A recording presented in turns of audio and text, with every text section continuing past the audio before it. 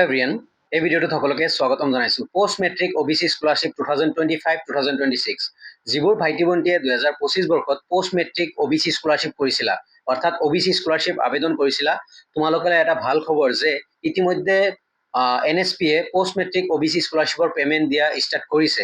Already কেইদিনমান আগতেও কিছুমান ষ্টুডেণ্টে পাইছিলে আৰু যোৱাকালি আৰু আজি মেক্সিমাম ষ্টুডেণ্টে, এয়া হ'ল এটা স্ক্ৰীনশ্বট লৈছোঁ মই, এয়া এটা স্ক্ৰীনশ্বট NSPয়ে প্ৰদান কৰা 13,000 ক্ৰেডিট হৈছে এজন ষ্টুডেণ্টৰ 13,000 ক্ৰেডিট হৈছে।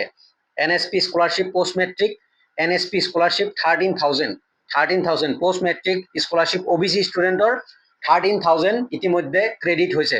চ' যিবোৰ ভাইটি ভণ্টিয়ে 2025 বৰ্ষত OBC স্কলাৰশ্বিপ অৰ্থাৎ post matric scholarship to OBC student NSP scholarship কৰিছিলা, মিনছ OBC স্কলাৰশ্বিপ কৰিছিলা, তোমালোকলৈ ভাল খবৰ যে মেক্সিমাম ষ্টুডেণ্টে পেমেণ্ট পাই আছে।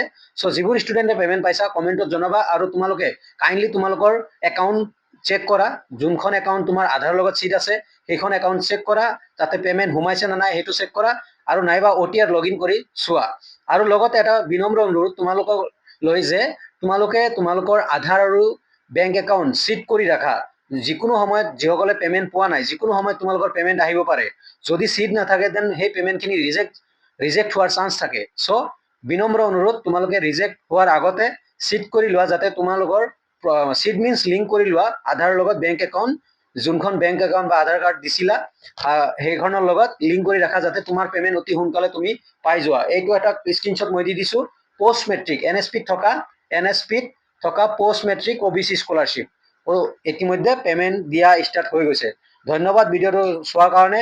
ইনফৰমেশ্যনটো আছিল, চ' সেইকাৰণে শ্বেয়াৰ কৰিলোঁ। ভিডিঅ'টো পাৰিলে লাইক কমেণ্ট শ্বেয়াৰ কৰিবা। ধন্যবাদ।